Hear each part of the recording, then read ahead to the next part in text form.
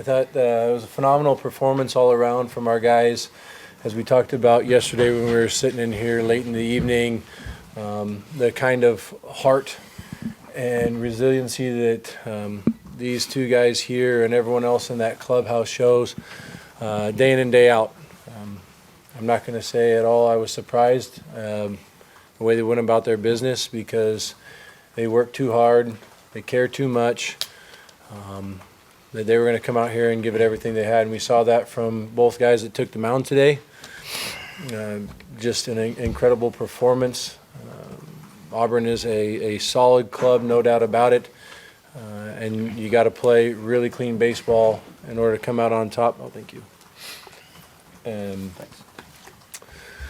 it's also, I think all of us are extremely grateful for Beaver Nation and the support. I mean, that you can feel the place shaken from the environment here, and the the fans starting chants and claps and hollering and getting on top of everything. You can tell it provides a ton of energy and excitement. And I was telling Ben's been here 1 year, and to watch someone transform into a true Beav like this guy has in 1 year has been remarkable. That guy through and through is a Beav, and he cares so stinking much. And I think if I would have went out there or sent Dora, I definitely wasn't going to go out there and take him out. But if I would have sent Dora would have disappeared and said no shot. You know, and regardless, you know, there's a guy behind him that was hot and ready to go if any trouble came about, but Ben was just looking sharp, man. He looked in control. Questions? Got all kinds front row here. Mitch, obviously, Coop came out with a trainer there when you pulled him in there. I believe it was the 6th. Was he just starting to feel kind of what he was feeling yesterday? Yeah, a bit fatigued. You know, you could see a little bit. He was really battling, but his body's good. You know, it wasn't nothing like anything to be worried about. Short rest and being under the weather and everything to go out there and did what he did today was extremely impressive. Mixing pitches early, working inside, doubling up on his slider. If he missed, he made a quick adjustment. Working down the zone. They had one inning where they were squaring some balls up on him, but to continue to keep going back out there, I think at that point, he emptied his tank today. He gave everything, and, having everyone chant his name and him to go back out there, and I'd say his last start here at Goss, that was a very special moment. He's going to remember that for the rest of his life. Mitch, can you give us some insight into his, did you know he was starting this morning? When did you find out he was going to be able to go? And then when he's not feeling well, obviously yesterday and pushing it to today, still wasn't feeling that great, but when you get up in the morning and you say I'm taking the ball, and that's the message that he's delivering to us, and he's got it. So he told you this morning? Yeah, he communicated with the coaches and everyone. He was feeling quite a bit better, and so that's the guy you want. Yeah. And then how would you describe just his last 24 hours and him able to clutch up and deliver in that manner? Can you put it into words? As I said at the beginning of this, I don't think any of us are the least bit surprised. Whatever kind of adversity is in front of him and really any of these guys in the clubhouse, they're going to welcome it with open arms. And he's never going to be a guy that's going to sit there and complain or say how under the weather he was feeling. He's never going to make excuses. I don't think any of them ever will. They're just going to go out there and do their job, and if they get bopped around, they're not going to point fingers or anything. They're just going to say, I should have been better. Mm-hmm. And even today, to go out there and do what he did, who knew, that he was going to go that deep, going, 88 pitches, and being as sharp as he was, and how he's firing the ball around, and just the way he walked on and off the field. He wasn't going to let anything distract him from going out there and making sure he gave his best. And we saw that when first time he took the ball as a Beef. So I guess Travis and Ben can you speak to how inspiring it was to see him deliver in that manner and play under those conditions? I mean, Coop's our guy. He's been our guy all year. We obviously expected him to go out there and take the ball and do what he did. We had all the confidence in the world behind him, so just was another game with Coop for us. Yeah, I think Coop's a true beaver and has that real competitive nature. For him to be under the weather watching the game and watch us go down last night, he didn't want anything more than to come out and be the guy he's been all year and dominate. He has complete trust in all his pitches, and he went out there and showed why he's possibly the best pitcher in the country. So. Mitch, the bunts that got you a run there in the fifth, the bunts from Drunetti and Boyd. How much do you guys work on bunting, and as a coach, how rewarding was that to see that hard work pay off? How much do we work on bunting? Fair bit. Fair bit. All those little parts of the game, and we spend a lot of time on defense. Like I said before, Darwin loves him some defensive time, and so when you tell him you got 15 minutes of D work, and 35 minutes later he says just 10 more minutes. But when it comes to those small things in the game, I think we put quite a bit of effort into it for these big moments, and there were some opportunities there, especially getting the lineup moving. When you put the ball in play and you're doing something that gets the pitcher off the mound, it starts to create a little bit of disruption. It can speed the game up on others, but Boyd can leave the yard. Boyd can go gap to gap. He's got wheels, and to be able to put the ball on the ground like that, and I guess anyone in our lineup at any given time, if called on to put the ball on the ground like that, is going to do it. And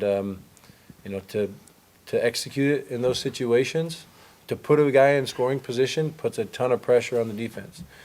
I do believe as a catcher or anyone else on the field, the game's a lot easier mentally if nobody's on base, or if you're on first base, it picks up a little bit. But when you put a guy in scoring position, one mistake can cost you a run or more. So I think that's very selfless of our guys to, put it down and make the ball, make them make a play on us, and it helped us get a run.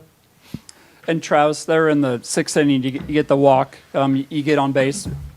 You end up, stealing second. How much was that just you being aggressive, or just kind of following the game plan, and kind of take us through, that getting you to home there? Yeah, so I had a good idea that the guy on the bump wasn't very quick to the plate, and they hadn't been picking off very much this series, probably due to their catch and throw ability. He's pretty elite, as we saw early in the game with Boyd. And so I was just trying to get a real moving lead and time him up.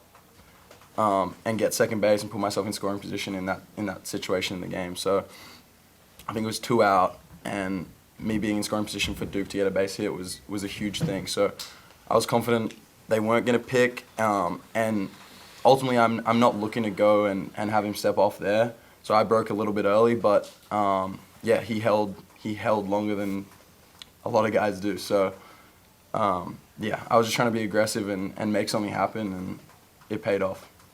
You had a different view of that one, Mitch. I was calm. Yeah, I was calm. It's just very, like a lot of our guys, especially with 2 outs, we got quite a bit of guys that have some speed. And when the 2 outs, the middle guys may be playing a little bit further back away from the bag. So it took everyone by surprise. Sometimes when you have that kind of jump, you can either get a really good jump and take it standing up, be in scoring position, great.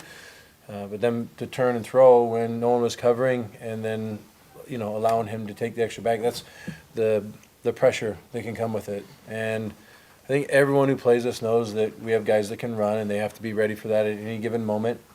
Right out the chute, we're off and running. The guy made an excellent throw, put it right on the bag. A pretty good jump from Boyd, and then. We didn't run for a little bit there, but then picking it back up. So taking guys by surprise, I think at any given time, that's something we talk about as being present on the base pass. And at any given moment, we saw Gretler over there at first. Gretler I don't think he has any bags, but he's over there working fake breaks and thinking about go.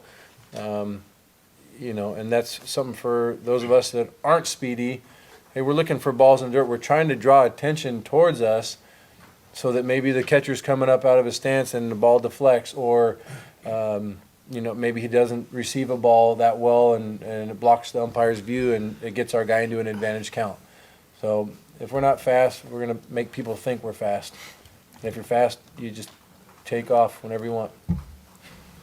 How good was Auburn's defense and outfield? They had the play from right field, was going to run at home. They also had a couple top catches, diving catches that kind of reserve runs. Yeah, a lot of great defense being played. The guys made a handful of diving catches, and we're wondering if we use a review or not, but we have yet to have a review go our way. So we decided to hold on to those today. But, we've seen that really the last couple of weeks. Our guys are stinging some baseballs. Duke hit one to center, great play. Gav hit a two-strike, laser to left field, another diving play. But again, the resiliency to continue to go up there and put together great at-bats as opposed to put your head down and you're like, just things aren't going my way. They're eliminating that thought and continuing to hammer away at the rock. It was great to see. But that's what we're also prepared for, is everyone's going to go out there and play as hard as they can. They're going to make plays like that. We saw it against Vanderbilt. We had a handful of balls up against the track, and we were joking about it this week in batting practice. Every ball that was hit, Bradfield's there, he caught that one. Bradfield's there, and we're talking about line drives to shortstop. Bradfield's there, he caught that one. Elite level defender, and these guys showed that against us today as well. Ben, you were effective, it looked like, with the slider a lot. How much did you use that tonight, and how did you feel it went? I used it a good bit. Obviously, it's been my go-to pitch all year. But, I felt good tonight. Was also able to get hitters off it with my other pitches. A lot of good heaters and change-ups, too, to keep them off balanced. Ben, the other day of practice, you said when Coop came in on Monday, kind of calmed the team down. But tonight, that was your job. When did you realize that you were kind of in the zone and that you were going to finish the game? As soon as I come in the game, I think no one's taking me out of it. I'm obviously in there to finish the job. That's just my mentality. It's my job to get outs for the team, and that's just what I go on to do. Travis, you're just a freshman. This is your first time experiencing college baseball. What has it been like playing in regionals, playing in supers, and kind of living what everyone hopes to achieve? Yeah, I think it's everything I chose to be a Beaver for. Tonight was just a showing of what Goss is about and what this culture and family is about. And you see Coop and Ben show true Beaver colors and just go out there with grit and trust and confidence in the highest pressure situations. The fans were the loudest they've been all year in the biggest situations of the year. Coop gets a curtain call. It was just special, and it's what I came to do, is play playoff baseball, play to go to Omaha and win it all. And it was a really special night, and it's been great.